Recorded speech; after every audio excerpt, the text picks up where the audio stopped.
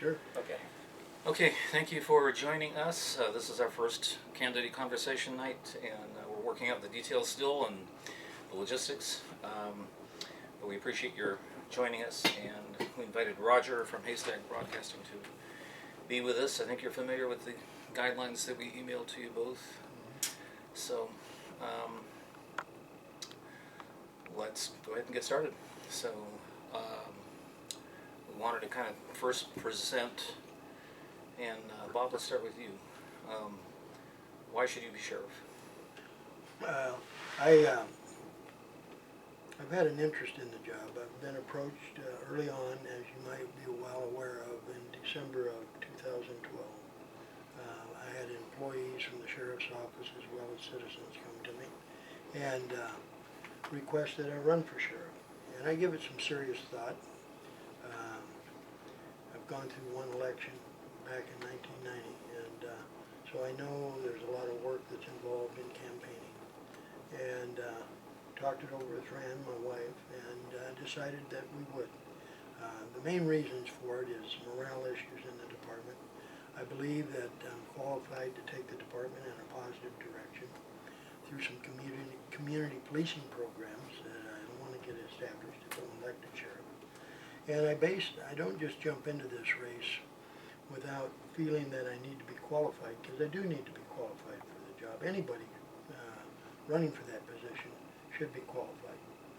And I base that qualifications on 40 years in law enforcement, 14 and a half years of that in top management, in law enforcement management. I served as an undersheriff in Clark County. Prior to that, a chief criminal deputy and a chief civil deputy, which are all management positions. And prior to that, as sergeant, not only a patrol sergeant, but sergeant in charge of narcotic and vice unit and so forth. And as a deputy and as a detective and as a sergeant, I worked major crimes, homicides, sex crimes, property crimes. I've done all of that. So I've been in the trenches as a deputy and have done that kind of work. But when I was promoted into management as a chief civil deputy, I had a responsibility for the sheriff's budget in Clark County, Washington, Vancouver, Washington. And at that time, we had 281 employees and a $14 million budget and a 350-bed jail facility. It's much bigger now, but that's what it was at that time. And I served as the chief civil deputy. My responsibilities then was civil process for foreclosures and so forth, and the budget. I later was promoted into chief criminal deputy position, which put me in charge of the operations of the department, patrol, detective units, and so forth. And I overseen the narcotic drug task force. And in that capacity, that was the Klickitat County Narcotic Drug Task Force, which we created at that time. And it still goes today. The task force is still alive and well in Clark County. Then I was promoted to undersheriff the last 6.5 years of my 20.5 with Clark County. And as undersheriff, of course, I was in charge, second in command, such as Marc is with the Klickitat County Sheriff's Office. I was second in command of the Clark County Sheriff's Office, and I had responsibility to the sheriff for the overall operations of the Sheriff's Office. And that included patrol division, the jail, civil division, records, all of that. And in that position, I served when the sheriff wasn't in town or was away as the acting sheriff. And in an undersheriff's position, you do that. And anyway, my sheriff was going to retire. And so when he went to retire, I ran for sheriff. And that was in 1990. I lost that election at that time. And politics being politics, I left there and went to work. I vested my retirement. I didn't have age to draw my retirement, but I had my retirement in at 20.5 years. And so I wasn't getting any retirement at that time, and that meant I had to work to pay bills. And I went to work for the Washington State Gambling Commission as a special agent. worked for them for approximately 9 months. Good organization, but the reason for the short time I worked for them, while I was working for them, I was sending out resumes throughout the United States looking for a police chief's job. And I got an interview with City of Elko, Nevada. And after my interview and went through a selection process, they hired me as their police chief. And that was in '91. And so after getting hired as the police chief, I had 52 employees, $3.2 million budget. And the main reason I was given why they hired me from outside and rather than promote within was they wanted somebody to come in there and improve the morale of the department, make some changes, and somebody that had no baggage, that didn't know anybody, and absolutely didn't know anybody, and I fit that bill for them, and based on my experience with Clark County as a manager and so forth. So as police chief, I implemented a number of community policing programs, Crime Watch, had a bicycle patrol in an urban area like the city, athletic league, PAL type programs, and improved the morale in the agency. I restructured the command structure.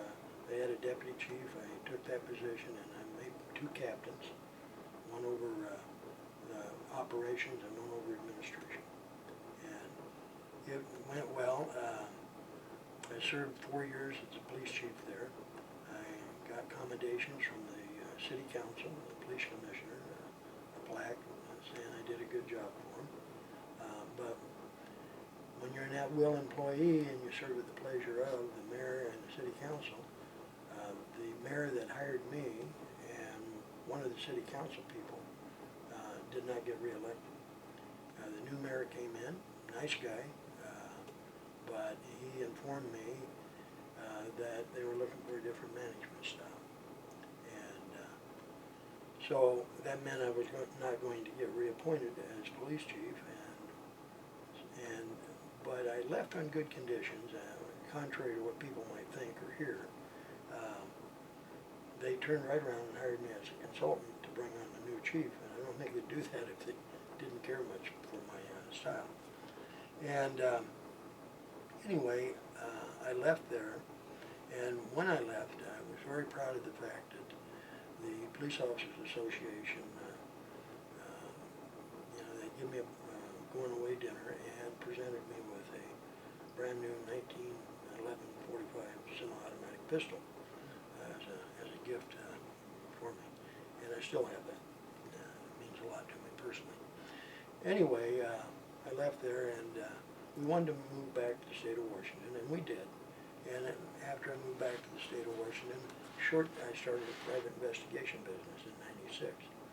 And shortly after I got into the PI business, which is not the same as law enforcement, but it's an honorable job. And I got a call from my former city manager, Lori Leparilli. And Lori told me that Judge Ames, district court judge, and their district court judges like our superior court judges here, that his armed bailiff was retiring and he wanted to know if I'd be interested in doing the job. And I said, absolutely. And so we moved back to Elko, Nevada, and I took the job as bailiff. And the bailiff is part of the category for law enforcement. So anyway, I took that job and I had it, I believe, for about 19 months, almost 2 years. And Judge Ames, Jack Ames was the judge, 4th Judicial District Court judge. And he was going to retire, and move to Hawaii, and he didn't offer to take me with him. So anyway, my wife at that time, Jerry, and I decided we'd retire. And so we retired and moved back to Washington, but we'd gotten accustomed to the climate in Nevada, northern Nevada area, a lot like central Washington here, as far as the climate, a little colder winters. But anyway, we moved and we did our research and we picked Portlandale as a place to move to. And it was close enough to Portland, we could drive there in 2 hours for any major medical stuff and, shopping and so forth. And we had kids in Vancouver, children. So we moved here, and about 2 months into that retirement, I got bored out of my mind. I mean, absolutely bored. And I'd see a cruiser go by, a police car, and I'd just get the itch. And so I went down and talked to him at the sheriff's office down here and joined the reserve force. And This was when? 2000. Okay. Yeah. Well, actually, we moved here in '99, and but it was 2000, I believe, when I went to work for him as a reserve deputy. And at that same time, Rich Williams, who was doing the Range Timber Patrol, he used to be a former sheriff here at one time, he asked me if I would be interested in doing the Range Timber Patrol work as a contract job. And I said, absolutely, I would love to do that. And so he talked to some folks, ranchers and the timber people, and I did some interviews, and they hired me as a range timber deputy. But let me say, before I did that, took on that job as range timber deputy, by this time I'm drawing my left one retirement because I've reached the age I could do that. I told him I'd take the job on one condition, that it didn't conflict with my retirement. Because the range timber deputy at that time, I believe, was paying $15 an hour, or $15.50 or something like that, with no benefits. And I certainly didn't want to give up my retirement and for a job with no benefits and $15 an hour. So I checked with them, and they said you have to meet 3 criteria. If you meet 3 criteria, you cannot take the job because you'd be considered doing full-time police work. And those criteria were, are you a commissioned officer? And I said, yes, you have a commission by the sheriff. And they said, well, do you make arrests, write tickets? And I said, yes, you would. Are you full-time? I said, well, you're then it was 180 hours a month and 20 hours a month in the 4 months out of the year. 180 hours a month for 8 months. And he said, well, we'd consider that full-time. And he said, the third, do you get the same pay and benefits that an entry-level deputy gets? And I said, no, you don't get the same pay, nor would I get any benefits. He said, then you can take the job. And because you're not conflicting with their standard of double dipping, in other words, drawing a retirement, being a full-time law enforcement officer. So I took the job, and I was doing that job for 13 years up until January 10th of this year, at which time the sheriff and Marc, they'd done some research on the contract and had some issues with it, and we were called in on January 10th and terminated. The contract was terminated, and we were told to hand in our commission cards and turn in our county equipment, which we did. And they did give us a few. I'm getting a cue that we need to speak up a little. Yeah, Sorry. that's one of my downfalls is I tend to talk softly. So anyway, I had the sheriff had give us a few days after we turned in our equipment, actually up until February 7th, to catch up any reports and that type of stuff that we needed to do, and then we turned in our key, and that was it. So since then, I've been running for sheriff. Well, you actually announced before then, right? Oh yes, back in December 2012. I might add, I was a little concerned. I'd made up my mind I was going to run for sheriff, but to be honest with you, I was a little concerned how Rick McComas was going to take that, because at that point I had no idea whether Rick was going to run for re-election or what the situation is. But I felt obligated that I needed to let him know that rather than have him read it in the paper in an announcement. So I went and met with Rick, the sheriff, and I told him my intentions was to run for sheriff in 2014. And I'll tell you, I was kind of shocked in a way because he jumps up, he comes around the corner, and he grabbed my hand and he said, Bob, you'll make an outstanding sheriff. With your background and with your administration ability, you'll make a great sheriff. And I kind of took me back a little and I said, well, Sheriff, that begs a question. Are you going to run for re-election? And he says, well, there's about a 99% chance I'm going to retire. And I said, well. And then we had some small talk, and then I left. And I told him the next day I was coming to the paper here, Sentinel, and announced my candidacy. And so I've been out of his office probably 2 or 3 hours, and I get a phone call from him. And he says, Bob, would you do me a favor? Before you meet with Lou down at the Sentinel, to make your announcement. Would you meet with me? I think it might be beneficial to you. And I said, well, sure. So I met with him, and he said, I want you to know, Bob, you're my first choice. I want you to be my undersheriff. At that time, he had a vacancy coming up. Jolene had left, Callio had left, who was the former undersheriff. And kind of took me back. I didn't expect that. And I said, well, Sheriff, I'm honored that you'd ask, but I'm going to turn you down. He said, well, that makes no sense. That's around $70,000 a year as undersheriff. You're not making anywhere near that. I think $27,000 now when I left the range timber deputy. That's what I'm making a year. And I said, I realize that, and I appreciate that, but no, I'm gonna turn it down. And he says, well, I'll tell you what.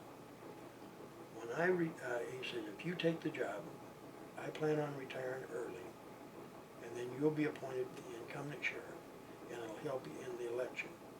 And I said, well, yeah, I imagine it would, but I said, no, I'm not interested. And why did you say that? Well, I'm going to be real candid with you. I'm not going to get down in the weeds with it, but I have a real problem. Rick, ethical standards is not what I consider professional. And Marc and I know what we're talking about. I mean, he knows what I'm talking about here, but and without getting into all the detail. But I had some personal problems with it. I did not want to tie myself to an administration. One, I could not support the sheriff ethically. Okay? And I'd served as an undersheriff, and I know you serve at the pleasure of that sheriff. And you have to be loyal to that individual. And you have to be loyal to the department and the community. But you're serving at the whim of that sheriff. And I knew that I could not do that. In my heart of hearts, I knew that I could not do that with Rick McComas. Because I did not want to be tied to an administration if a lot of stuff that would come out could not only be very embarrassing to the department, but to the sheriff himself. So I declined. And about a week later, roughly a week later, Reggie Burkowski from the city called me up, and I've known Reggie and his family for years, and he used to live next door to me. So he called me up and he said, Bob, can I come and talk to you? I got something I want to talk over with you. And he knew that I'd turned down. At that point he didn't, but he came up and he was talking to me and he said, Sheriff McComas called me into his office and said that I was his #1 pick and he wants me to be his undersheriff. And I started to grin a little, and I think he thought that I didn't think he was qualified. And he kind of looked at me straight and I said, no, you could do the job. There's no question. You could do the job. But my concern is, the sheriff asked me the same thing a week ago. And if you know Reggie, he's very boisterous. He goes, what?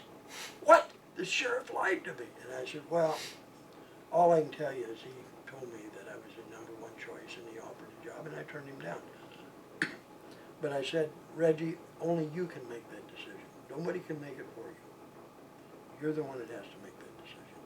And if you know Reggie, he's a pretty religious guy. And he said, well, I'm going to go home and I'm going to pray over it and talk to my wife and I'll make a decision. Well, ultimately, he turned him down as well. And I found out that Rick, from Reggie, told me that Rick had made him the same offer. If you take the job of undersheriff, step down early, get him appointed as incumbent sheriff, and then he would have a better chance in the election.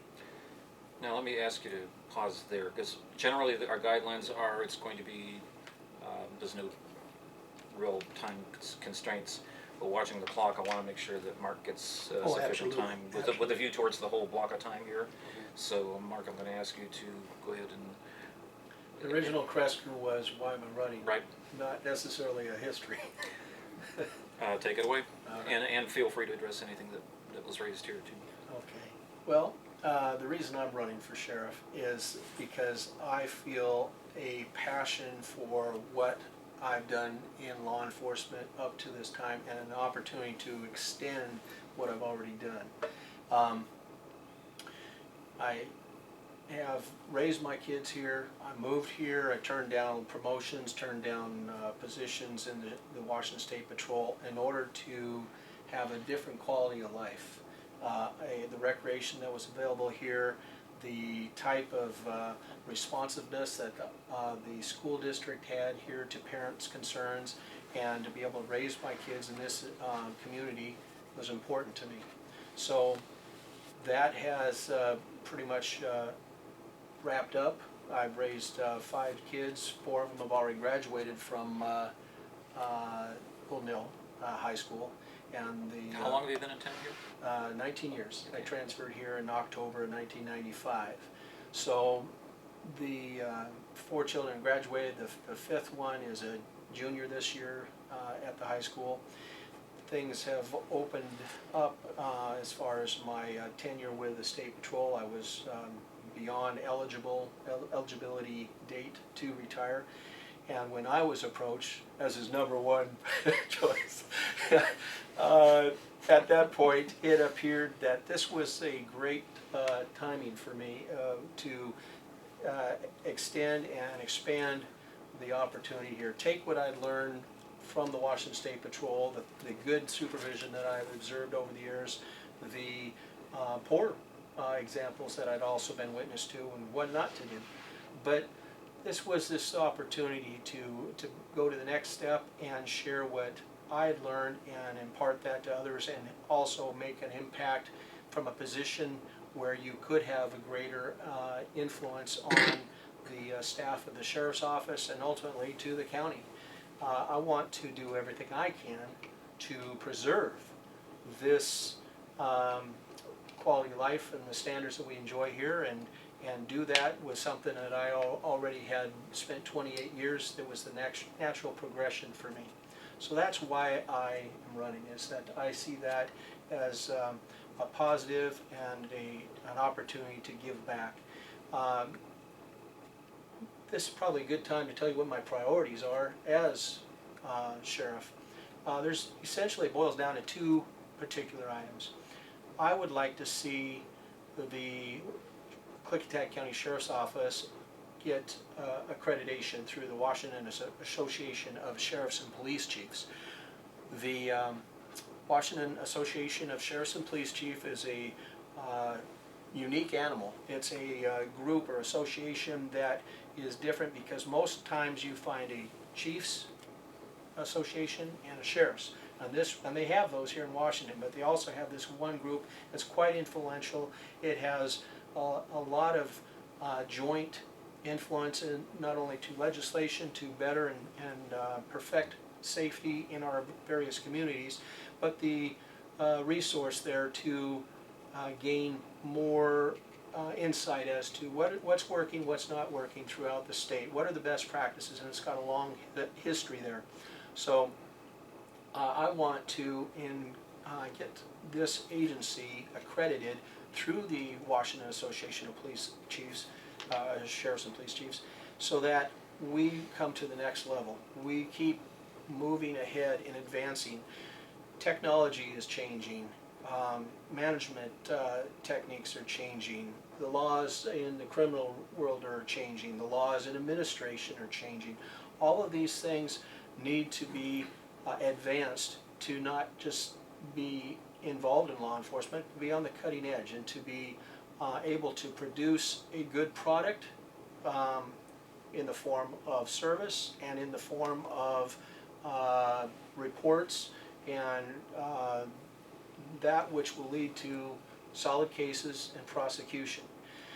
The second issue, and that involves 130 different standards, by the way, and it doesn't happen overnight. It takes about 2 to 3 years. They have a mentorship group come in. They'll start out with an audit. They'll find out what your strengths and weaknesses are in-house, and then they will allow you to work on various areas that they have identified that need to improve, so that eventually we get all 130 different standards taken care of. And this covers things from pursuit policy, use of force, evidence recording, processing, that, so on and so forth. That's one goal as a sheriff for the Klickitat County Sheriff's Office, I would like to attain. And it's got all sorts of different branches and facets to it, and we can go into that if you're interested. The other thing I'm working on already is, as your undersheriff, I've already been liaison with several different groups that are anti-drug in nature. That's their common link. Some of them deal with adults, some of them deal with youth. The Substance Abuse Advisory Board, the Juvenile Advocacy Group, the Klickitat County Action Drug Action Team, the Klickitat Lyle Against Drug Abuse Coalition. These are different groups that I've already been working with and attending meetings and contributing to, and everything from getting signage placements for billboards to promote these campaigns to attending different educational events where the kids, like in Drugs to Mugs, educating them, showing them the dangers, bringing it home, being real with these people, and answering their questions in regard to what dangers there lies in just sampling or just experimenting initially with drugs and then get hooked into that. We're trying to break that cycle, and that cycle is going to be broke through 3 different prongs. It's going to be broke because we prevent or educate people to the extent that it will work. Diversion, those people who get pulled into the legal system at some point because of their poor judgment, and instead of making a career criminal out of them, pulling them into that cycle, we get them the training, we get them the counseling, but now we do it with the authority of the courts in order to impose what is necessary to keep them from becoming another non-contributor to society and a victim in their own right. And this is difficult. Everybody knows drug addiction is a cyclical thing, and it becomes generational, and we see parents not exercising their parental role because they've surrendered their will to a chemical. So I've covered the prevention and the diversion, and then the third element there, of course, is prosecution, and it's important, it's necessary, and with some people that's the only thing that will make a difference, if at all. So those are the things that I'm working with now and want to continue to expand and make headway in diverting. I don't expect to curb crime by Christmas, but It's a great bumper sticker. You should use that. we do have a role and a responsibility, a duty to do all that we can with various different elements of our community. So I've already been active. Bob talks about advisory boards and getting involved in various things so we can be responsive to what their concerns and their needs are. And as a sheriff, that will be my role. I've explained it this way to a number of people. As a undersheriff, my role has been sort of like, in a corporate sense, I would be like the operations manager.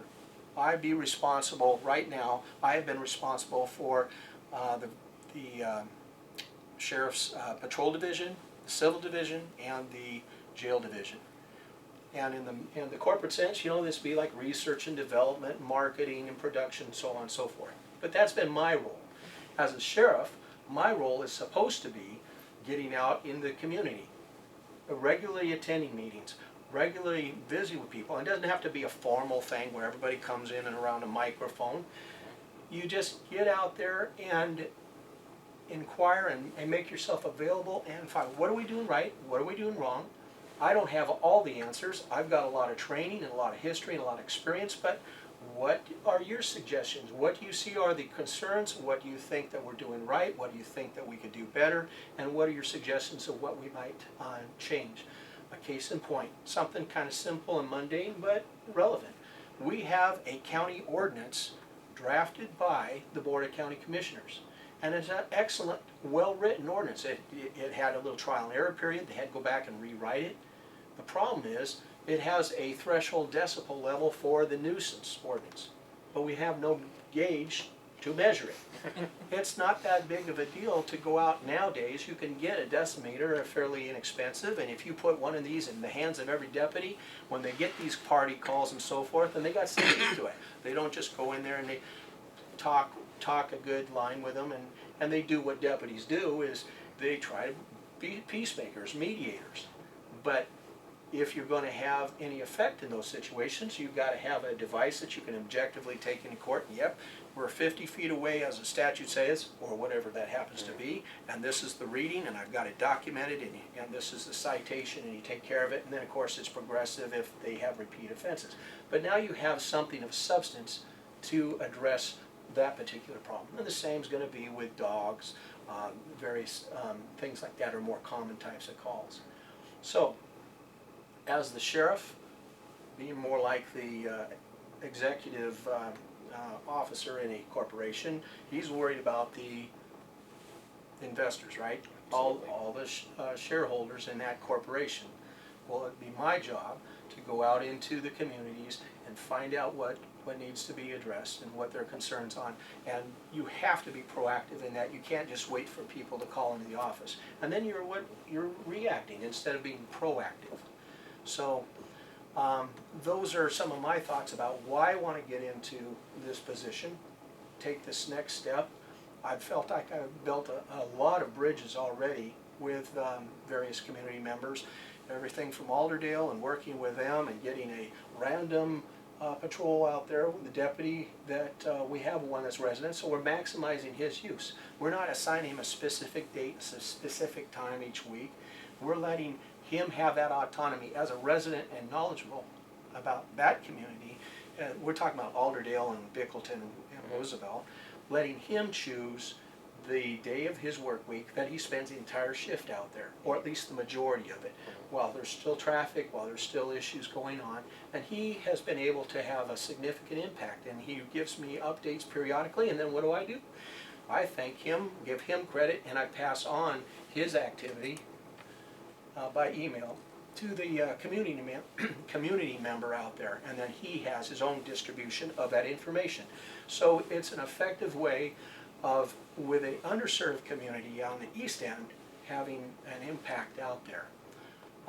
It has been talked about, while I'm on the subject of the east end coverage, it has been brought up what we might do to have more of a presence out there. And one of the things that has been proffered is, why don't we have cross-commissioning? I've talked with Sheriff Steve Keene and Ken Irwin from Yakima, Keene's from Benton County. They are not open to that. We will maintain what is called mutual aid. We will continue to have that ability. They'll come a-running if we have some situation that needs to be addressed. But because of the concern about jurisdiction and the courts issues, they didn't want to entertain cross-commissioning between officers. And so even though that might be beneficial to us because they have greater resources in both of those neighboring counties, it's not something that is a viable option, at least at this time, from the last time I spoke with him. So coming back central, we have obviously a great deal of drug activity in the community. We have had some limited success in that, but we do have limited resources. I don't want to divulge to the public just exactly how many people and what we're doing. That would be inappropriate. But I will say that we are understaffed. So, and that won't be addressed until we have the resources, the wherewithal as a county, or we make it the priority to fill more positions. Right now, to give people an idea, this is public record, so I'm not divulging anything I shouldn't. We have 12 road deputies and 3 sergeants. And so with that 15, we have, because these are working, the sergeants answer calls, they're not just strictly in a supervisory role. That 15 is all we have out there, and we have 2 vacancies and we're trying to fill. And we have been for quite a while. And it takes a long process. We have 1 in the academy. We had a second really good candidate ready to go to the academy at the same time, and then that person pulled out at the last minute they got a different option, different offer, and so we are now actively trying to fill that second position, 16 and 17. The one that's at the academy, he won't be back until spring, and then he'll have his coaching trip to go through. What we have recently tested for is, or advertised for, and we're about ready to test for, is a lateral, an officer from an allied agency that is interested in coming to Klickitat County. I can go into the jail division. Where It's your call. We're roughly, you both had about close to the same block of time to open with here. By the way, it goes you're- faster when you're talking. It certainly does. and you're free to talk directly to each other too, as you wish. Yeah. So Let me throw another general out, and then Sure. we'll get into the really nasty stuff before we get.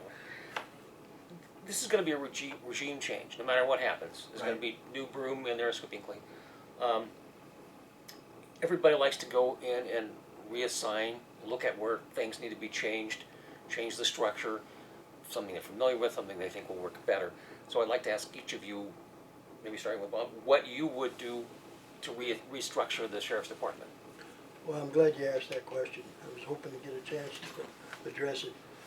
One of the things I'll do, an elected sheriff, would be to, in my opinion, and I base that on experience, we have too many managers. I would flatten out that command staff. I would utilize, for example, let's say Marc's position is under sheriff, and it could be the chief criminal deputy, it could be any one of those positions, but utilize that salary and put that into my overtime position. I wouldn't fill it with a body. I'd utilize the salary in that position and put it in the overtime that's already set up in the current budget. Add to the overtime budget. And regardless of what was said in the paper, I never have said I'd utilize that money for other things. I've always said I'd utilize that money to pay overtime to have more deputies on the road. And are you talking about actually eliminating that position then? Or would you maintain the position but just not fill it? exactly. Maintain it, not fill it, utilize that salary in overtime. You realize you can't do that? Well, You can do it on a temporary basis, but you can't, like if you have a vacancy in mid-budget, you can use those funds as your discretion as needed. But to create a budget and basically a straw position as what you're describing as undersheriff or chief criminal deputy, and then take that fund that you've set up and use it elsewhere, that's not legal.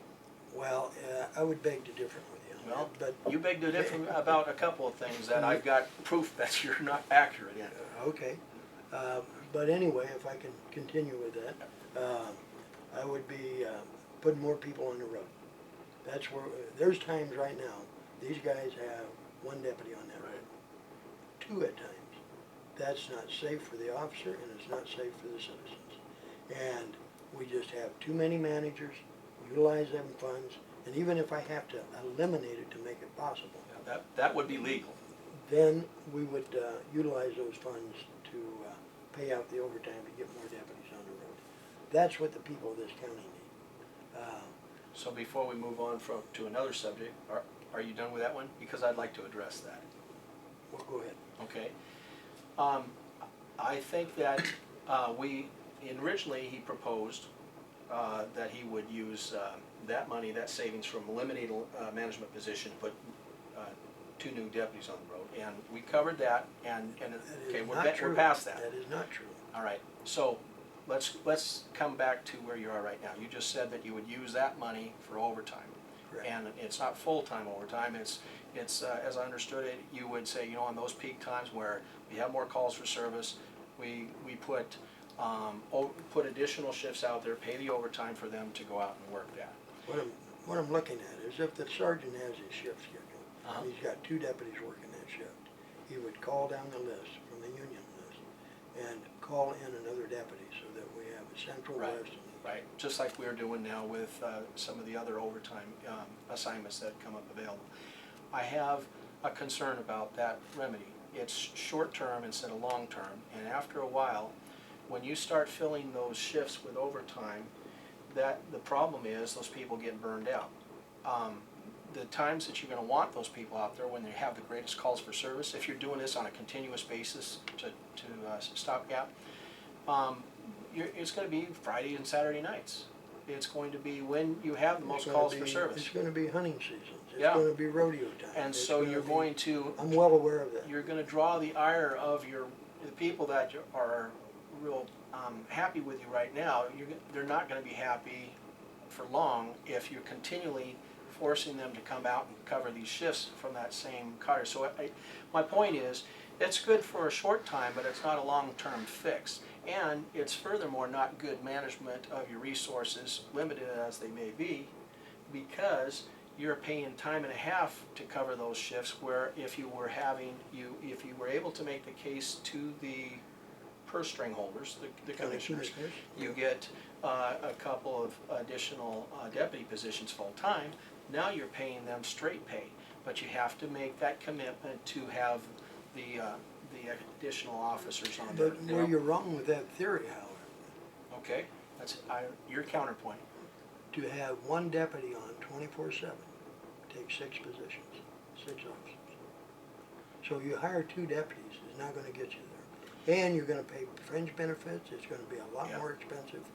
I'm not saying this is a forever situation. I'm saying to get more deputies on the road and be able to demonstrate to the county commissioners that that budget is being managed properly. And then you request, when you have, because I'll have a citizen advisory board working with me on the budget, the citizens will know what's going on, there's no hidden agendas. No, that's excellent. And, and then I'll make my request to the county commissioners at some point. But you still have to get their buy-in, Well, absolutely. in order to get their persuasion, it's not going to be you or I that convinces them just on our own. It's going to be citizen input, their pressure to say, yeah, this is a priority, we want to put this money, and so you have our support, commissioners, to expend this money in order to raise up the level of personnel that we can cover all the calls for service under regular circumstances. I'm sorry. Yeah. Just to make sure I understand your point clearly for myself, your point is take that position, The salary. the salary, that would be sufficient in your thinking to cover the additional overtime, the additional people out in the trenches doing the work, and so that's the answer to the expense of the overtime. Is that what I understand you Right, saying? you're putting overtime, that salary, as overtime, which is already, you already have overtime budgeted, a certain amount of overtime budgeted in the sheriff's office. You're adding that salary to that, to put more deputies out on the road. Okay. And you're saying it's not necessarily the best use of the... It's not good use of resources for a long term. It's what you have to do part-time or for a short-term fix, but it is not a solid and good solution. You have to eventually bite the bullet and staff the sheriff's office with adequate officers to give coverage. The rule of thumb is 1 officer per 1,000 citizens. Well, actually, national level is 2. I don't know if it's average. The rule of thumb has been 1 per 1,000, but it's not static. No, by no means. Not everybody has the same staffing level. But here's the situation. If I go by your theory, and we're not gonna make any changes as far as in management to get more officers out on the road, even to an overtime situation, and you're not able to convince the county commissioners to give you additional deputies, in between you're a rock still and a hard running with 2 deputies or 1 deputy Yeah. on patrol. Yeah. Well, there is another way that we can help that, and that is we can limit the number of people we allow to go on vacation at one time. Right now, we have had 2 and 3 people on leave at the same time. Well, that just compounds the shortage of manpower, and that's why we're leading to these 1 and 2 people out at a time, because we have not spread out their vacation times throughout the year. If I may, I worked 28 years with the Washington State Patrol. They had 1 person on vacation at a time in a work group, in a detachment, okay? The reason that is just so they could maintain that minimum staffing and coverage. That didn't mean that a person couldn't get vacation time off. They basically would put in for 2 weeks at a time, and then that way nobody was totally eliminated from the prime vacation time. But that's not the way the contract works right now. It's something that we would have to negotiate With the to union. try, yes, to try to get some more manageable amount of personnel, because right now, we cannot deny it because of the past practice and what the union allows them to do. So, Exactly. You're gonna have to negotiate those issues Yeah. out with the union. Yeah. But even if you spread out the vacation time and stuff, Mhm. Mark, you're not going to fill those gaps to what is reasonable. In other words, you're not always gonna be able to have 3 officers on just because you spread out that vacations. Well, you automatically put in one more Well, person out there per you do shift, and we pick don't up- have 15 out there at a time. Yeah. We have 3 or 4 at the Right. at the You most. pick up some, and then you got training. How many officers are there altogether in the sheriff's department? Well, there's 15, I think it is. There's 15 line officers, and there's in the command staff, which it goes immediately from sergeant. There's no middle managers. It goes to my deputy chiefs who are responsible for all that admin stuff that somebody's still got to do. How many of the? Then there's 3 of them, 3. including myself, and then the sheriff. Actually, there's 4. Well, you know, it Chief would, civil deputy. she's not a road deputy. She's not commissioned that way. Well, still an appointed position. That's not the point. He was asking how many are commissioned. Well, I didn't really realize what I was asking. right. But essentially, I had it in mind, you said 1 per 1,000, so you have roughly 20,000, what is it, 20,000 Yep. people in the county? So by that rule of thumb, we'd have 20. And as you say, there's a lot of agencies that have, like you say, 2 per 1,000, or, you know, 0.75 per Or when 1,000. we were in Clark County, we had a half officer per 1,000. So Wow. th- it's very clear, and I think we agree, we need more deputies on the Oh, road. It's absolutely. how to Get there. how to get there, how to fund them, and so And forth. that's partly why you're thinking about getting more people on the road to get the, Exactly. Right. okay. An immediate, get some officers out there immediately. I did have one question if I could, so I don't lose track here. Mark, you indicated that you turned down promotions twice. I didn't turn down Sergeant? promotions. I turned down a detective position in 1970 or 1995, and I had turned down opportunities to test because I wanted to stay here. I stopped taking the supervisor's test in 97, 98, I think was the last one I took. Right. But my understanding, you took 2 supervisors tests, right? I took more than that. Okay. In the state patrol, they come along every 2 cycles, every 2 And, years. and of course with the state patrol, it's common knowledge that if you get promoted, you're moved.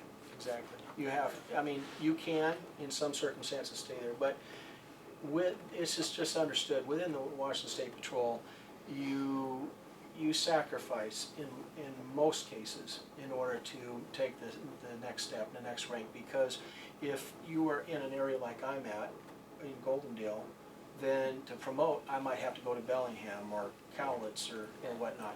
If you are, You have no say in that? you have to Where go you're where the opening happens to be. And it might be in the same field operations bureau that you came from as a uniform officer. It might be into some other branch of the state patrol. There's I very guess- different areas. I guess my question though, where I was a little confused, because basically it said that you turned those down because you didn't want to move your family, Right. then why'd you test that many times? Well, like I said, I had the opportunity to test, and I did test when the first 10 years I was with the Washington State Patrol over in Klickitat County, and that was part of my ambition to promote up. But once I took the transfer here, it wasn't, You didn't test your, no, I test once here, but I didn't test a lot of times. And that was because, you know, you want that, you have that drive, that ambition, you want to Sure. compete and move on up in your career. But it became apparent that if I did, it wasn't worth it. I had made that commitment to come here, and I made the commitment to raise my family here, and were you offered the sergeant position? no, I didn't take the test. I mean, the one you did take here. No, Oh, no, that's I, under- it's kind of a, well, there's different phases in the testing process. With the State Patrol, you take the written test after you've acquired all the study material and got got yourself all prepped for that. And then after you do that, then if you say 300, 350 troops take the test statewide, then the top 70 will be advanced to the assessment center. And the assessment center is a real active demonstration of your skills in various components. And I went through that process on before I transferred here, and I did it once after I transferred here. And I was not adequately prepared, so I didn't make the top 30 that could have a realistic chance of promoting off that list. And then when they came and offered you a position, then of course you'd go. So I never made it high enough on the list to do that. And that would be the first line supervisor, right? That's correct, yeah. And then you tested for detective while you were here? Uh-huh. Not until just before I retired. That was in 2012. And were you offered that position? No, I didn't. I think what the reason why I wasn't offered that position was because I was already tenured. They knew I was eligible, that I could go at any time. I think that they were looking for a long-term commitment to whoever they put in that position. So the guy that got that was a good investigator from a different county. I'd like to step in here and, Yeah, sure. and get your answer to my question Oh. about, obviously. I remember that question. You remember, we Yeah. had that a while back. That you, Sorry. No, that's No, all it's right, no, fine, that's all it's right. fine, this is exactly what we We were want hoping that to. give and take, That's right. yeah. So But, this but, is just right. but obviously, you know, you're working under somebody else's system setup. Uh-huh. You have ideas. Can you outline some of the changes you would make? What I would, changes in the administration, Yeah, that's what I was thinking, structurally or I don't see a need to do the structural rearrangement because I'm aware of what all of my different chiefs do. And there's a lot of responsibility there. As Bob can attest, when he was at Elko or when he was at Clark County, each one of those division chiefs have various state and federal mandates that they have to comply with and they have to make sure that they're in compliance with.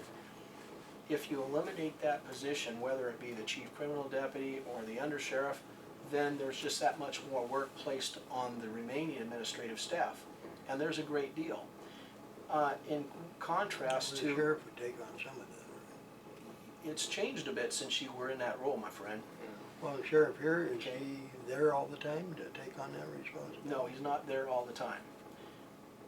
The point being, if you have these responsibilities and you eliminate a position full-time, it's going to be a struggle. When you were at Clark County, your literature says you had 47 support personnel. That's in addition to your commissioned officers working the road and your jail deputies. And that's administrative clerks and so forth. Right, okay. In our civil division, we have a chief civil deputy, a civil clerk, and a criminal records clerk. The chief civil deputy is responsible for our budgeting. That's one of her major roles, and she has to deal with the civil papers and so forth and oversee her two people. The civil clerk has to do data entry, answer the front counter. She has the responsibility of maintaining all the equipment and vehicle records. She has some other ancillary functions, but she's got a full plate. The criminal records deputy, or clerk, she has responsibility of sexual offender, public disclosure. She has a responsibility of entering all timesheets. She has a responsibility of maintaining and filing all the records and getting them sent off to the prosecutor's office and so forth. So my point is, both of those clerks, they have plenty to do. They're busy, you bet. Okay, so in contrast to the 47 support administrative staff that he enjoyed when he was in Clark County, he doesn't have those minions to do all the toting and fetching that he enjoyed when he was under sheriff. 281 employees versus Exactly. 17. Yep, I remember the numbers. So all of that is not at his disposal to hand off and delegate.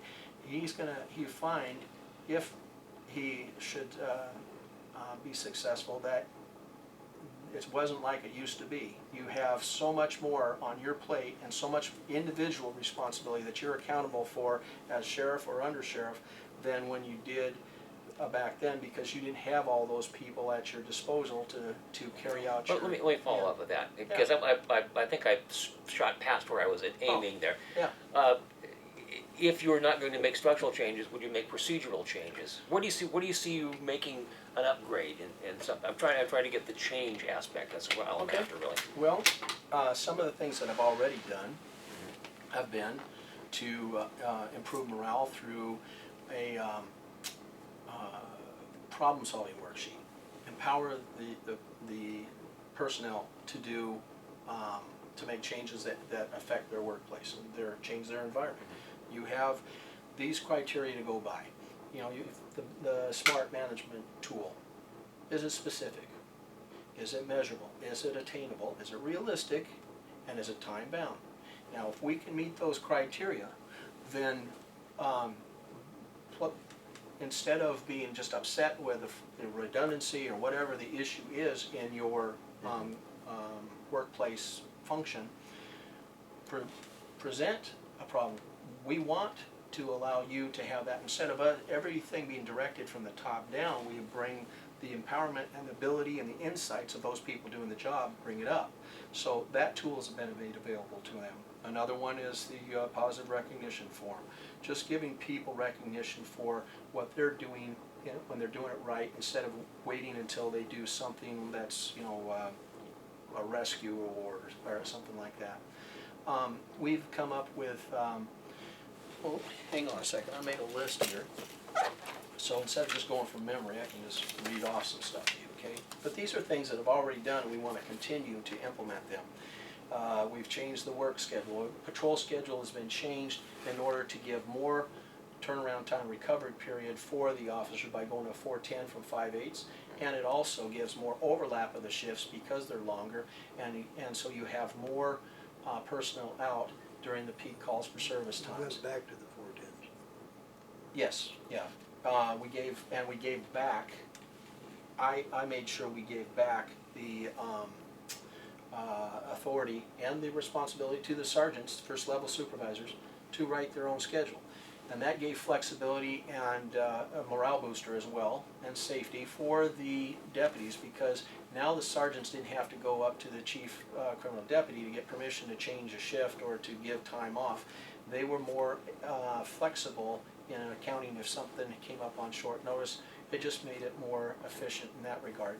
And that helps when you don't have to go to such lengths to get time off. The significant case log is something that I've done. I have created a model that allows just those things that are of particular interest and weightiness to come to the surface. Lou's aware of this. I send it to him. I send it to the Haystack, enterprise yeah. and to Haystack Broadcasting. That is a model of transparency. It lets you know things of significance that are going on, and it also increases situational awareness within the organization. The deputies can go to this link on the drive, and they can find out what of the significance happened on the previous shifts or on their days off. Daily training bulletins. We have a daily electronic thing that they log in. It's part of the policy manual. The daily training bulletin will quiz them on various scenarios, and it will not allow them to advance to the next until they answered it correctly. And so it makes sure that they are in tune with criminal law rulings, things that have changed that, or any best practice that we've incorporated, that things that are within the policy manual. We increased the training budget. I have sent people to increase the number of instructors we have for driving. So that meant less downtime and a greater safety margin out on the drive course when they go off to that. And another third person, also a savings, because when you do have an incident where somebody messes up and they need to have some remedial driving training that's dictated by insurance and liability concerns, then you got one more person to go to. Defensive tactic instructor. We sent another one of those people, and it's a younger person that was doing it the last time we had the position filled. When I came on board, it hadn't been filled. Now we've got somebody that's enthusiastic, he's fit, and he is working with the cadre of officers to increase and help them with their defensive tactics skills. We've also sent, one deputy went to a 2-week homicide school. So more expertise, it's in-house, less dependence on outside agencies. This agency is one of those size agencies. It's small enough where you don't have a lot of specialties. You can't afford to have a lot of specialties. So most of these deputies have to be able to be proficient in a broad spectrum, and I have great pride and respect for their abilities to deal with so many different types of situations.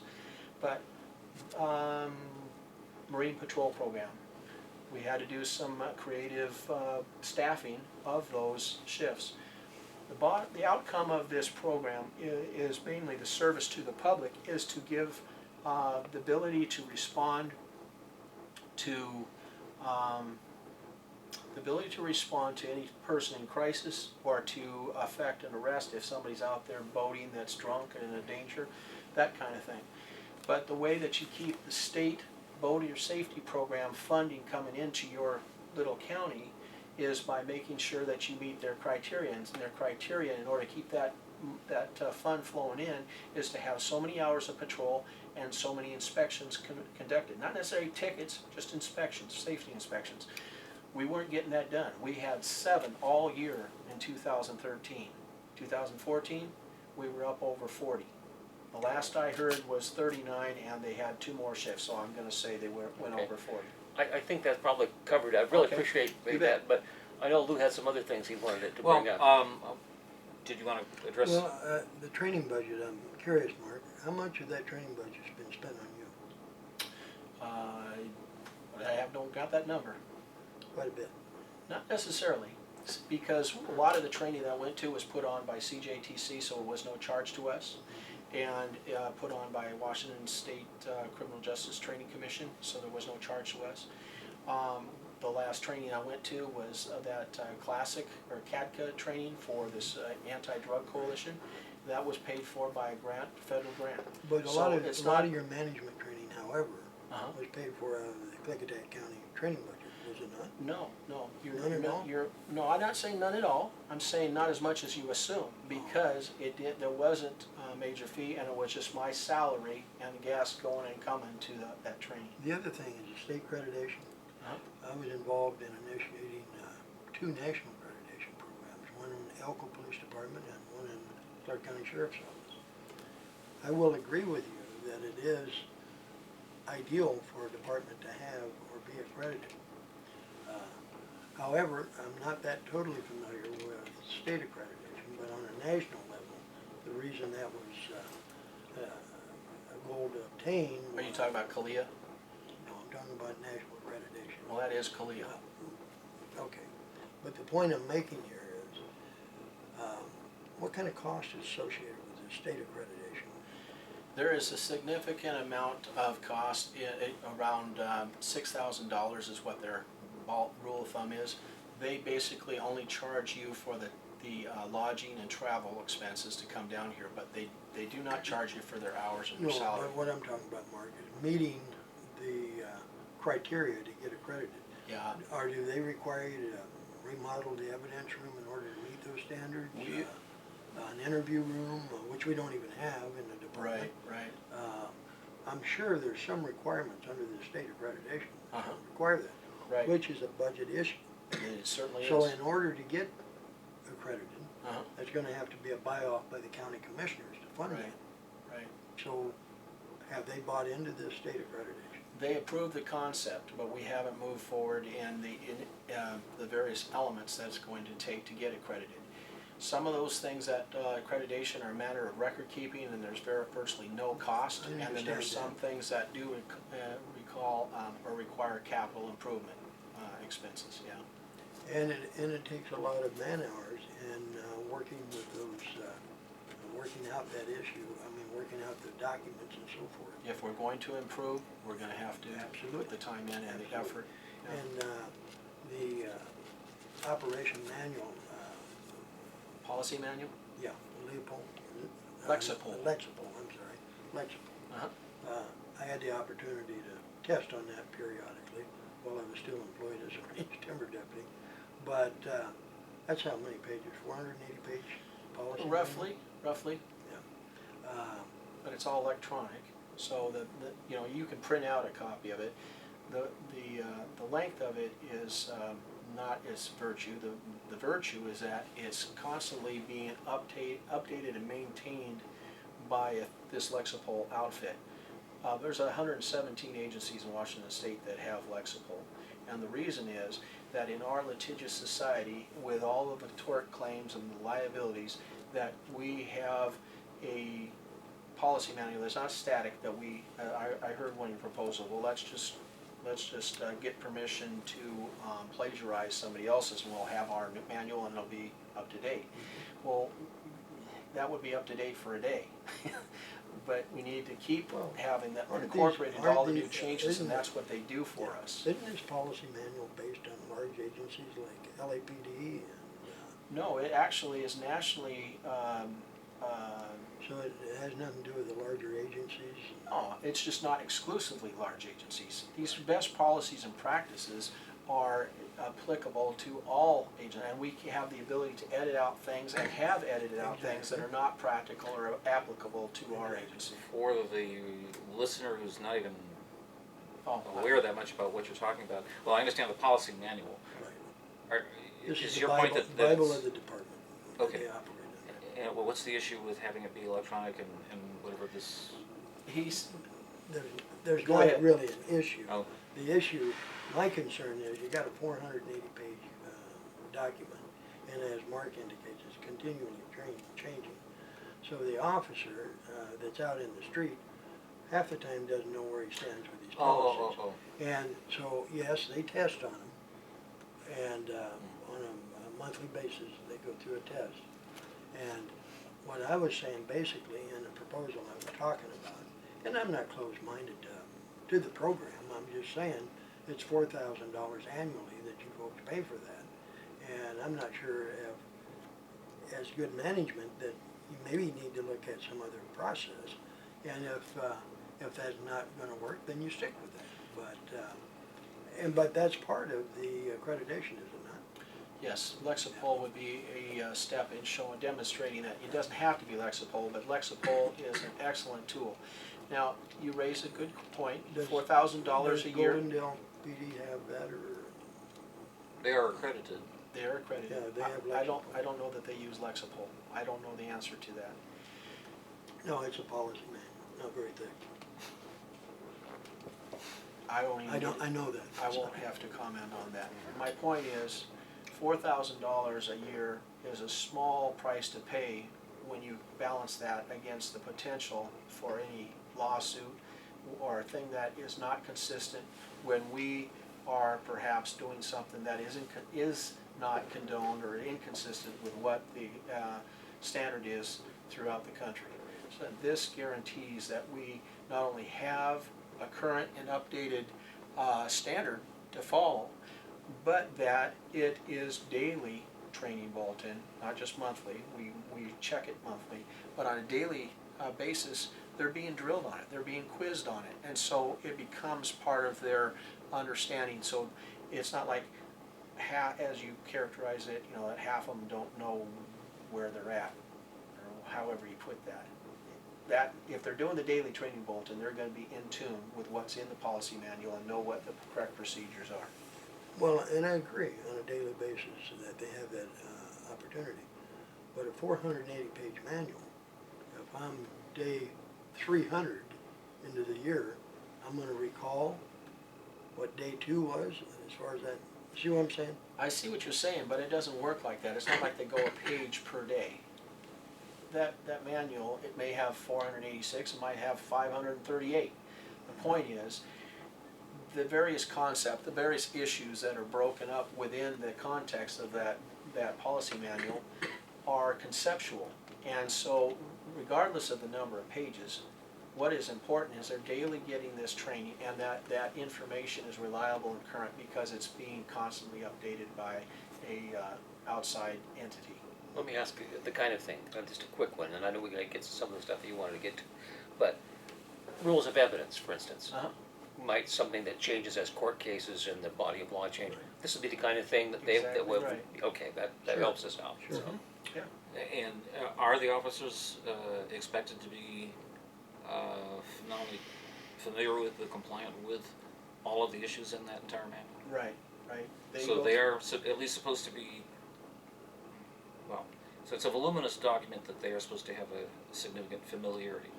Yeah, and it's not like it's totally brand new or foreign information. A lot of this stuff goes back to what their original training was. Okay. So it's not like you're constantly studying for an exam. It's just it keeps you familiar. It keeps it ingrained in your mind what is acceptable practice and what is not.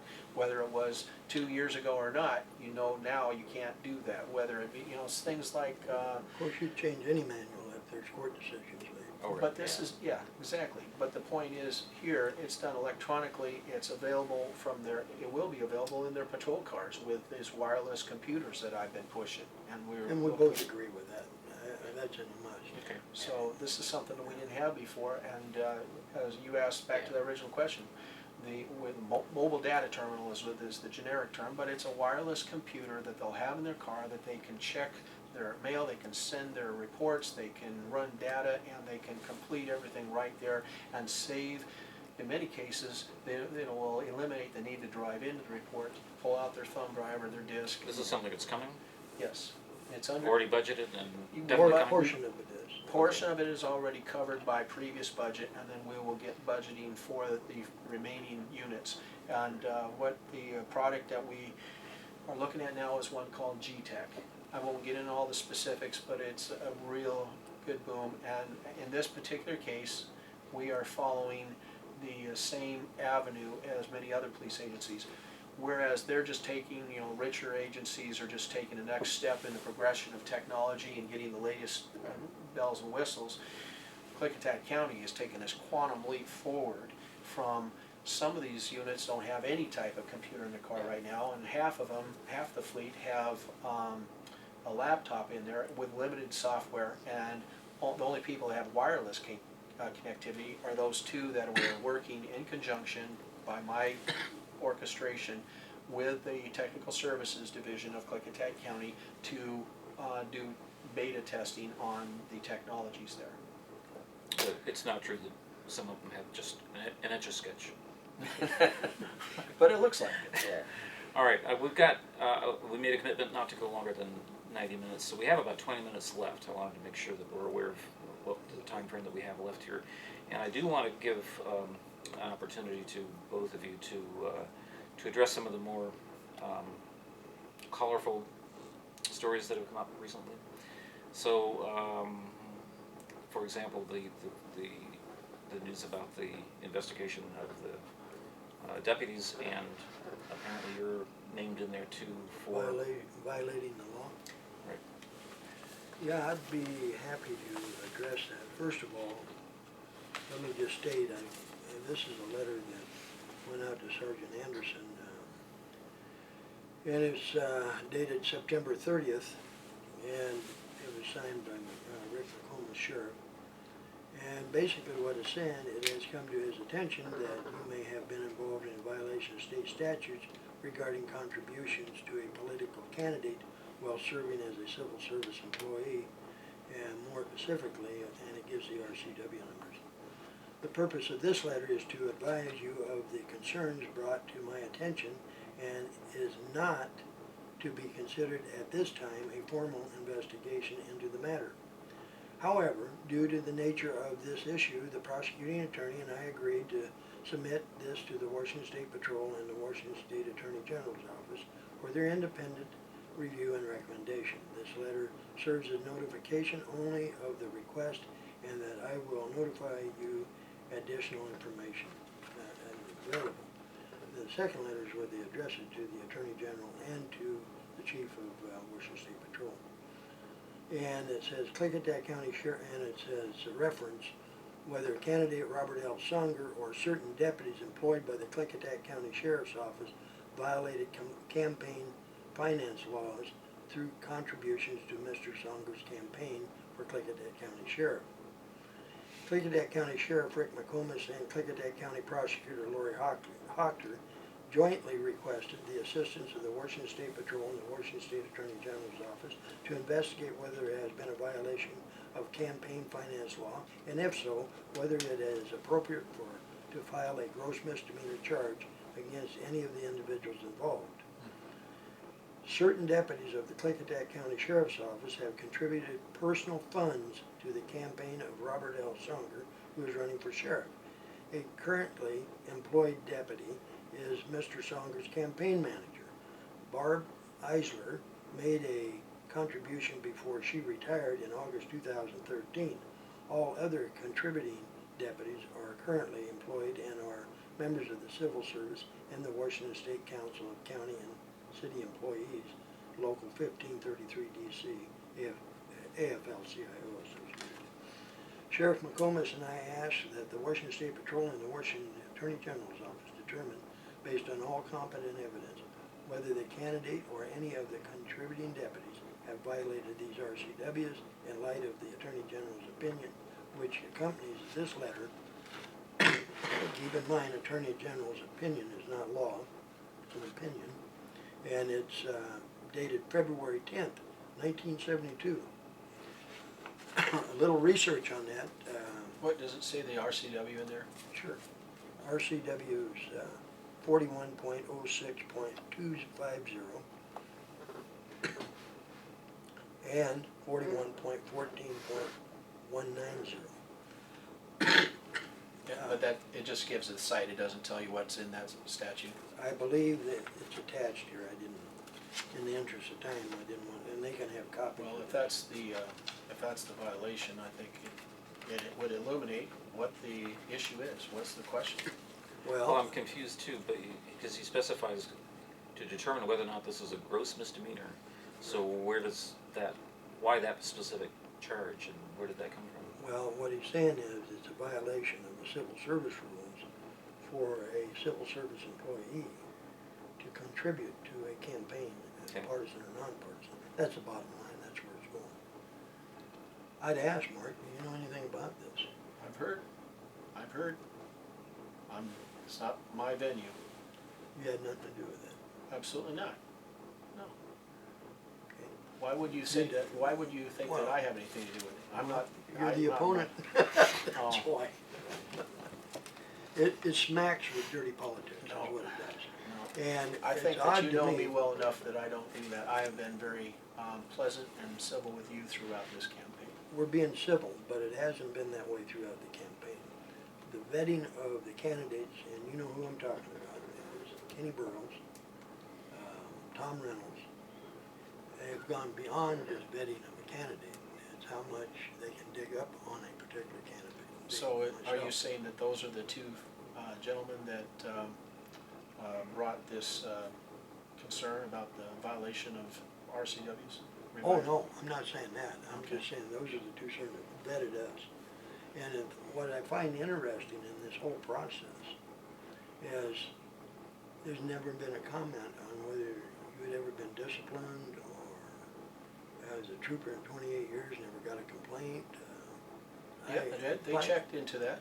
As a matter of fact, that And you haven't got any complaints. I had gotten complaints about minor things that were no longer in the record.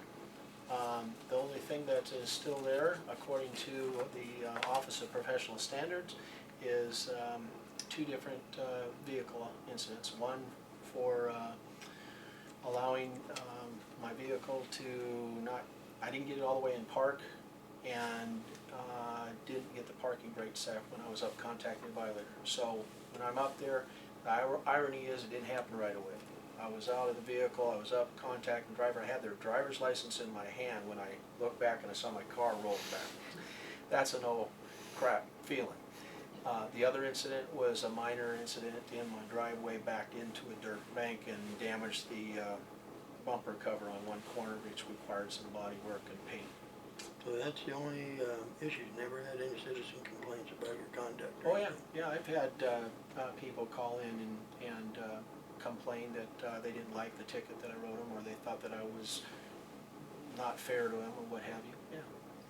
but those are not the type of things that are carried over in your career for life. I guess it's a six-year retention schedule. Right. A comment that you made earlier in the paper even about the lawsuit out of Elko, Nevada. Mm-hmm. Well, and before I get into that, I need to get this one out. Marc has continually implied that my age, too old to do the job of sheriff. I'd ask you, Marc, if I come to you today. First of all, I have not implied that ever. Not once have I ever brought up your age. Not once. Oh yes. I beg to differ. Prove it. So, my goodness. Well, or implied. Back to John Wayne days and various other comments.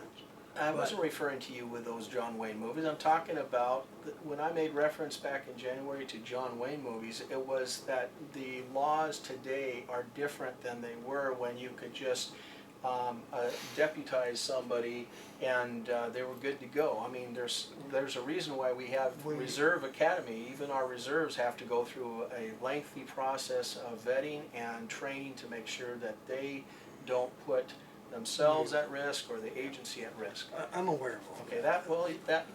your accent about this John Wayne reference, it wasn't against you. It was a reference to a practice that a lot of people might have thought was okay, and it doesn't work that way. Let me ask you though, if I come to you today, let's say you were sheriff, and I come to you today and said, Marc, I want to be a deputy. Would you hire me? No, Why is that? because you are not at the point right now where you have the ability to do that function. What do you mean I have? I don't think that you passed the physical test for one thing. You know, that's pretty strenuous what But the you wouldn't deputies even do. hire to let me try? Well, no. You don't hire somebody to let them try. They try to see if they meet the standard. If they meet the standard, then they can be hired. Well, let's say I met the standard. Then there wouldn't be any reason to stop you as long as you met the same standards as any other recruit. So you wouldn't discriminate against age? No. Okay, just checking. Where'd that come from? Well, I was getting the feeling throughout the campaign that he'd been up in the hills, he's not lost touch. No, the reference to being in the hills is that what you've been doing for the last 14 years is far removed from what I do on a daily basis now. And how long you been doing that? 14 months. 14 months Yes. compared to 14 And and what a you're half doing- years of management. But that was 25 years ago. Think of this. Management is the same. No, it isn't. There are some buzzwords they put with modern management, but it's the same thing. You treat people with respect, you train them well, you delegate. Those principles are still in effect, but that's not all there is to it. It has to do And with, don't micromanage. right, but you trust, but you verify as well. Absolutely. And so some people can characterize micromanagement when they haven't been accustomed to having their work evaluated or make sure that they are meeting the standards. That's another buzzword that people throw back at management and say, "Oh, you're micromanaging me." Where it may be that they just need to increase the Would you quality agree? of their product. Right, Mark. Would you agree that in law enforcement, and especially as a manager, that you could be subject to lawsuit at any time when you're dealing with personnel issues? I think that your decisions are very weighty, but I went through 28 years with law enforcement. And As a manager? And I didn't get sued. As a manager? There's always that potential there if you make a mistake or if you make a bad call. Well, let's say you think you made a good call and you terminate somebody. You're giving hypotheticals here. Oh, no, I'm giving an Elko hypothetical, Yeah. okay? You're referring specifically to Elko. Yes. So okay, let's that talk one. about Elko. Yeah, let's do. What you did in Elko was reviewed. I'm not familiar with all the ins and outs of the case. Exactly. There was a jury, though, a federal one, from what I understand, It was in the newspaper. Yes, it's in You made all the explanation. online. I responded to that. The point was, you did not own it. You did not acknowledge they made any error at this date, 20 years later. You did not acknowledge that you made an error when you put preeminence at somebody disobeying your order over Direct the, order. right, direct order. You fired 4 people for violating direct order, and these people, the original complaint, and you said that that was less of an issue than they're violating your direct order. That's correct. This smacks of somebody who is micromanager, if you will, or somebody who so feels that it is so important that there was no possibility of interpretation. Well, as it turned out, So you're challenging the assertion that the insubordination was a more serious offense than the original complaints? right. I feel like in most, I think in most people's eyes, the original violation of 4 people picking on a 5th on a continuous basis Correct. is certainly It's serious. it's very serious, and I would put that on a higher scale of insult or seriousness. Let me tell you why then you should not You're do that. interrupting me. Okay, go ahead. I would put that on a higher level of seriousness than what was perceived as a direct order. And what the language of the report and the edit that I read in the newspaper said that the people that were fired for violating your order and not for violating,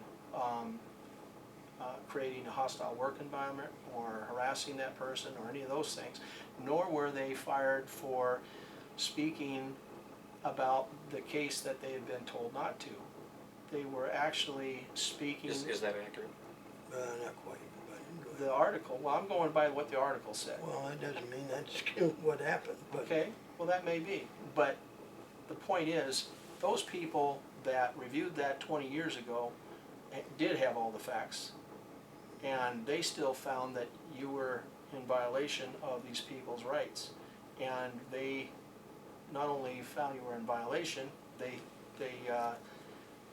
assessed fines and penalties that cost the county taxpayers big dollars, thousands and thousands of dollars. And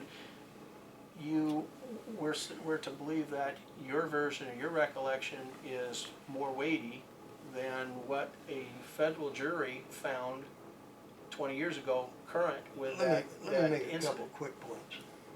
You not being a veteran of the military, I can understand why you might not put the priority on a direct order.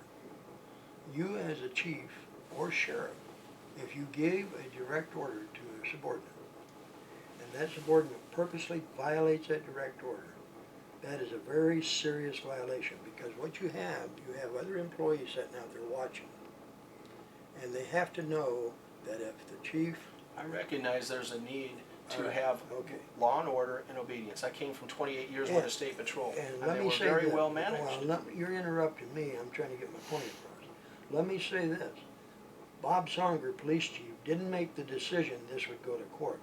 I reviewed this with the mayor, the city manager, and the city attorney. They agreed termination was a proper avenue to go. Once that was done, these gals filed suit, and they filed suit for First Amendment violation, sexual discrimination, which was later thrown out, and wrongful termination. Now, So you still think you didn't do anything wrong? I don't think I did anything wrong to fire him for violating a direct order. No, I didn't. And what they had done, they went to a union meeting, talked to the very witnesses that I told them not to talk to, which were not union officers. It sounded like from the article that they went and talked about what their options were in regard That's to the cover threat. story that they used, yes. So you saw through that, but the courts were not persuaded that that was what was going on. Well, you still interrupted. What happened was, once they filed suit, and if you're aware of it in management, they have a risk management pool. Right. And they look at it, is it cheaper to settle this out or to go to Certainly. court? We have The that city- with Canfield the right city- now. The city attorney looked it over. They called in Tom Becko, a labor attorney out of Reno. He came up, looked at it. The city and those attorneys decided, no, we're not gonna settle this. We have a good case, we're going to trial. Now, I don't know, at least in my career, I've lost a case or two by a jury. I assume you may have, at one time or another, lost a case on a citation you've written. When it goes in front of the jury, you know, and I both know, Mark, you can be dead right on your decision. That doesn't mean it's gonna come out that way.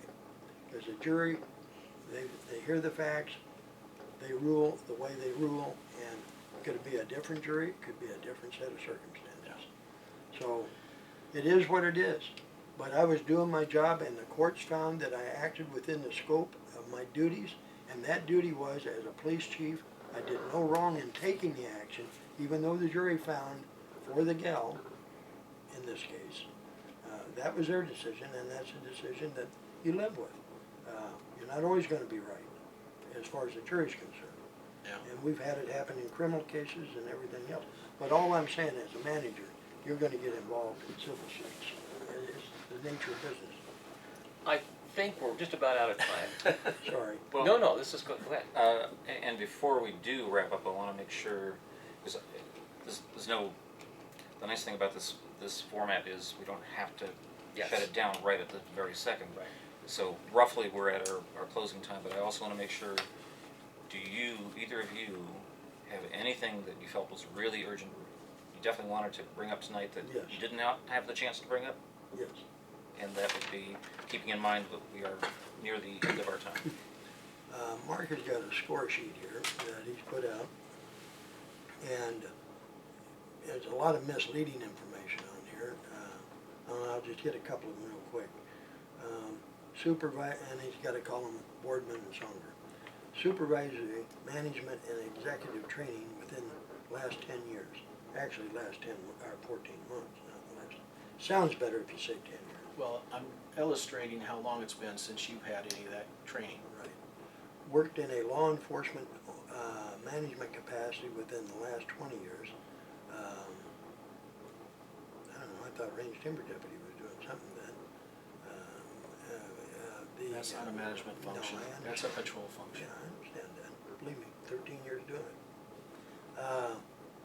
But the one I really take exception to, Mark, Bob Songer was offered to continue the range timber deputy program as a certified reserve deputy last December when the sheriff's office was searching for ways to make the program legally feasible, viable.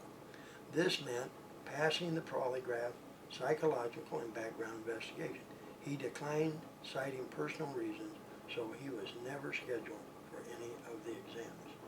What's Never wrong with scheduled. that? What do you take exception to there? That's Except- absolutely 100% accurate. It is not. Yes, it is. I was never You were- offered the exam. You told me. No. You're mincing words now. You were not offered the exams. You were told that that was part of the process if you accepted the conditional offer of employment. Right, So, no, we didn't schedule you for an exam. exactly. You turned this down before we got to that point. You and I will argue forever over that. There was no turning down. I told you I needed to check with the left one. There was And- 2 conversations we had about this, once over the phone and once in my office. And the last time that we talked about this in my office, when I offered you to come on as a reserve deputy, and which is coincidentally what we came full circle wound up doing once all of the Yes. legal avenues have been done, and we have, your old partner is doing that function right now. The opportunity was there. You turned it down for personal reasons. We talked about that matter about your pension plan and jeopardizing it, but as you said earlier in this interview, that was contingent on being full-time. But the reserve position was not full-time. As a matter of fact, the reserve position would only be Let me part-time because finish. that's the only way that can be done. Yeah, let me finish. In that meeting, did you not say, if that was the case, why were you gonna set up a meeting with the training commission, telephone conference, the sheriff, Harold Cole? and Because I? you kept coming up with different interpretations But than I wasn't did, we so we gonna- sat down together and listened to the authority, and as a matter of fact, I have a letter right here, email from Tisha Jones, that very person that we were going to have the telephone conference with, Right. then cleared up. And she clearly stated that you are not certified, and that this is what was required to be certified, is you had to go through a polygraph examination, aware a of all that, Mark. psychological evaluation, I'm aware of that. and a background investigation, all of which you have not done since re-entering law enforcement in Washington. I went through all of that when I came on before As joining an the sheriff's entry office. deputy, you would go through that. Exactly. So what we have is a candidate for sheriff that has not gone through the same standard that any of our reserve deputies And or is not full-time required deputies. to by law. I understand that. This is where the point is. Normally, a person seeking the sheriff's office is coming from the ranks of the administration or the commissioned and certified peace officers. In this case, you are not certified, and you don't have to after you're elected. If you are elected, you are not required to. You're specifically exempted by RCW 43-101-180-18 or 19. So there is nothing to require you to do it after you, and by the time you were, even if you voluntarily did it, it would be a moot point, because there's nobody to review the records as to how you performed on the psychological, how you performed on the polygraph, and how you came back on a background investigation. So my contention has been, this is something that should be done before you can candidate for sheriff. And when you say But you when haven't had the offer, when you and McComas fired me, we that did fire eliminated- you. You can't did. fire somebody who's not an employee. You were a independent contractor, and there was much Well, to do when about you hand making. in your commission card and turn in the county equipment, I've terminated a few people in my career, and that's pretty much getting fired. Bob, But the you point I know, was and I to make- know that you the- were specifically, this was what was wrong with the contract that had to be reviewed in the first place. You were not an employee, you were an independent contractor, let and me that's just- why we were let me paying just you finish. without benefits. Just finish, it's only a short one here. You were going to set up the meeting. That's correct. 2 or I was 3 going to set up a meeting. Yeah, I was so- preempted by an agreement with the prosecutor and the sheriff that we weren't gonna be able to meet. They called us Can I all in. finish? I beg your pardon, go ahead. You were going to set up a meeting. We left your office with your final words. I'll set up a meeting with, have the training commission on the phone, be you, be Harold and I, be you and the sheriff, and the prosecutor. Right. So, a couple days after we left your meeting, January 8th, a full-page article come out on my endorsements. 2 days later, January 10th, sheriff calls us for a meeting. We're thinking it's a meeting that you're going to set up, and a final decision would be made with the training commission, Right. whether I would take whether I'd recertify or not. Uh-huh. We show up to that meeting, and it was nothing to do with the training commission or the prosecutor. Sheriff had a letter there and terminated the contract at that point. The prosecutor and the sheriff had come to the determination that we could not continue the contract anymore. So that meeting preempted the one that I was going to set up with you and I and the certification manager So from CJTC. why would you set up the meeting if I'd already turned you down? Because you still remained in question as to whether or not that was a disqualifier on whether or not you drew your pension. So these things had to be resolved, and I was making a good faith effort to get those things resolved when the sheriff and the By the prosecutor. way, as a candidate for sheriff, wasn't that a conflict of interest that you were working on that contract? Since I was running? I don't understand what you're saying. Well, you kinda had a horse in the race. I mean, if you're running for sheriff Right? and you're researching this contract and stuff, and your opponent is the range timber deputy, wouldn't that be a conflict? No, you made a very good case of making it look that way right in the newspaper back in January. But what we've done is we've proven, and we've provided documents that show that this negotiation and question of what the legitimacy was of the practice had preempted or predated my even coming on with the sheriff's office. It had started back in 2012. I came on July 10th, 2013. And What that, started in 2012? the questions back and forth between the prosecutor and the sheriff's office, and the sheriff, We and were regarding never talked to. regarding the legality and the practice of having independent contractors acting in law enforcement capacity. So when I came on board, I was attended the meetings, and it was my function to try to find resolution to several of the questions. And there was a matter of whether or not we were liable for your overtime hours, if you were an independent contractor or not, because you were routinely running over, whether or not this was a legal practice to have Donating hours, I prefer you to mention that. independent contractor operating with a commission, and which is basically a security guard, but with the powers of arrest, and that Okay. was proven to be illegal. I think So, it's, We'll always disagree Yeah. on it. okay, I have a final question, go ahead. and I think this one is gonna come out of left field. I want you to each say something nice about the other guy. I think that Bob Songer has had a great deal of experience, and I think that 25 years ago, he would have had me hands down on qualifications for this position. But today, I'm the one with the most current training and experience, and I have the energy, and I have the involvement with the community, and I have the passion to continue moving forward. I think Mark is a decent guy. I think he wants to be a decent guy. But I would argue with him as far as the experience. 14 months of third at choice at undersheriff, and 14 months at some training and on the job training basically as an appointed, does not, I don't care if it's 20 years ago, you're going to have, I've got 14 and a half years of management in the trenches doing the job as a manager. And I've dealt with union contracts, labor relation issues, and yes, got sued, but that's part of doing business as a manager. It's going to happen. But I think I would close by saying I really do believe the people of this county realizes, whether he wants to age that management or not, that Mark is not as qualified as I am to take the job of sheriff. Okay, that's not quite what I expected, but I think we'll call that. We'll call that. Thank you very much for your time, gentlemen. I tell I you. appreciate it. Bob? And hope you enjoyed the format. This was kind of interesting. Actually, I think it's good because we got to air some stuff. Yeah. And we're gonna, like I said, we apologize to you because we're breaking in this format ourselves here for Well, this is the. fine. So thanks for being with us. Yeah, we appreciate it. I